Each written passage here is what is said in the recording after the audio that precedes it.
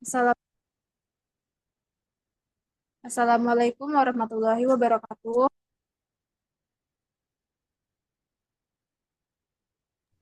Waalaikumsalam warahmatullahi wabarakatuh. Izin kepada Ibu, kami dari kelompok 5 yang beranggotakan saya sendiri, Uin Khalifa sebagai moderator, lalu ada Amelia Agustin, Adelia Kumala, dan Cindy Rahmadania. Di sini kami akan mempresentasikan resolusi konflik tentang konflik antara negara Israel dan Palestina. Yang pertama adalah latar belakang. Konfliknya yaitu konflik adalah masalah sosial yang dihadapi oleh banyak negara yang seringkali mengarah pada disintegrasi dan masalah yang berkepanjangan, melibatkan kalangan elit, cendekiawan, dan masyarakat umum. Banyak negara yang terlibat dalam konflik berkepanjangan yang berujung pada perang, seperti perang antara Israel dan Palestina. Konflik ini dimulai pada abad ke-19 dan masih berlanjut hingga saat ini. Konflik Israel dan Palestina adalah sebuah tantangan geopolitik yang telah berlangsung lama dan memiliki tingkat kompleksitas yang tinggi. Materi selanjutnya akan dijelaskan oleh Amel. Kepada Amel dipersilakan. Baik, terima kasih kepada moderator. Saya akan membacakan materi mengenai sejarah Perang Israel dan Palestina. Sejarah Perang Israel dan Palestina dari sudut pandang sejarah dan keyakinan agama mereka, Palestina dianggap sebagai tanah leluhur bagi semua keturunan Abraham atau Ibrahim. Leluhur umat manusia dari tiga agama, yaitu Yahudi, Kristen, dan Islam, berasal dari Palestina.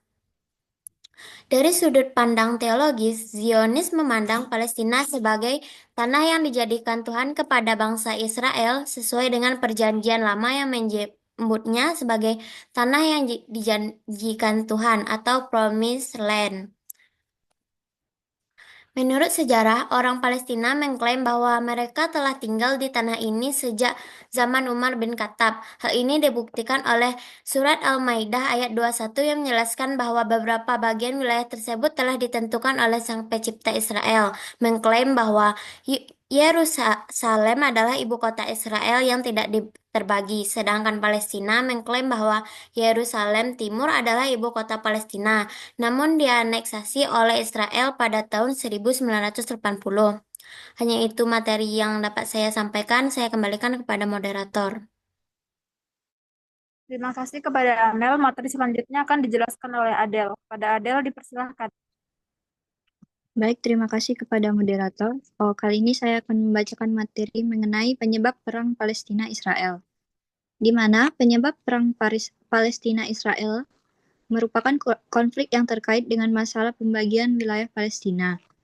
Ditinjau dalam segi ideologi, inti dan akar permasalahan Israel sesungguhnya terletak pada suatu dari dua kenyataan yang sangat sulit, yaitu meninggalkan identitas negara Israel yang secara ideologi bertumpu pada Zionisme karena adanya tuntutan pengakuan kemerdekaan Palestina. Konflik Israel-Palestina yang semakin memanas pada tahun 2023, di mana konflik ini masih terus berkembang dan selatan jalur Gaza pada tahun 2023, yang disebabkan oleh serangan dan tekanan yang dilakukan Israel terhadap Palestina selama waktu yang lama. Penduduk Palestina di Gaza mengatakan bahwa blokade yang dilakukan oleh Israel dan serangan udara terhadap wilayah padat penduduk merupakan kejadian paling mematikan bagi warga Palestina pada tahun ini di tepi barat dan Yerusalem Timur. Sekian materi dari saya kembalikan kepada moderator.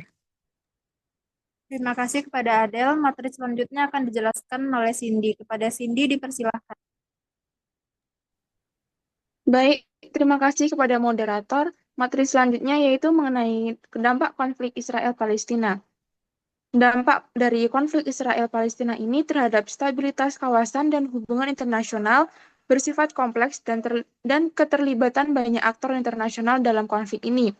Konflik ini telah menciptakan ketegangan geopolitik yang berkontribusi pada ketidakstabilan regional, di mana yang pertama memicu sentimen anti-Barat dan radikalisme di beberapa negara Muslim.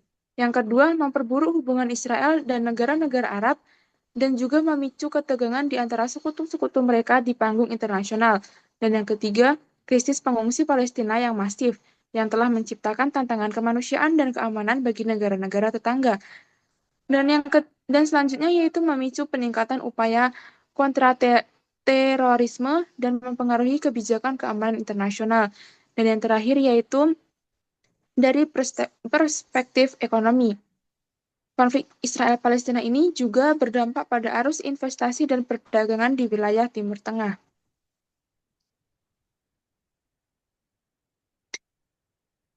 Materi selanjutnya yaitu mengenai langkah diplomatik Indonesia untuk mengupayakan perdamaian.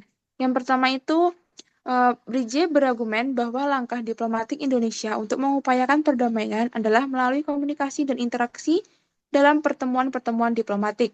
Dan yang kedua, Indonesia melakukan langkah diplomatik melalui shuttle diplomasi.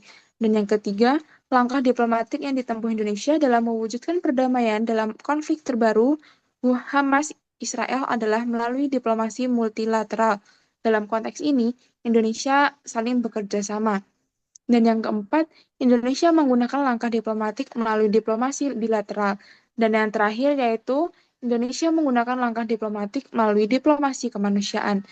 Sekian dari saya kembalikan kepada moderator. Terima kasih kepada Cindy.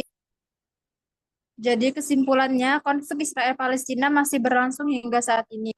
Konflik Palestina-Israel 2025 merupakan eskalasi kekerasan yang berulang antara Israel dan Palestina, khususnya di jalur Gaza. Konflik ini dipicu oleh kegagalan implementasi gencatan senjata dan perbedaan pendapat antara kedua pihak. Serangan Israel pada Maret 2025 memicu reaksi internasional dan krisis kemanusiaan di Gaza. Konflik ini menunjukkan bahwa penyelesaian damai antara Israel dan Palestina masih jauh dari harapan dan perlu upaya lebih lanjut untuk mencapai perdamaian yang berkelanjutan. Sekian presentasi dari kami. Mohon maaf mohon maaf apabila ada kesalahan. Kami akhiri. Wassalamualaikum warahmatullahi wabarakatuh. Waalaikumsalam warahmatullahi wabarakatuh.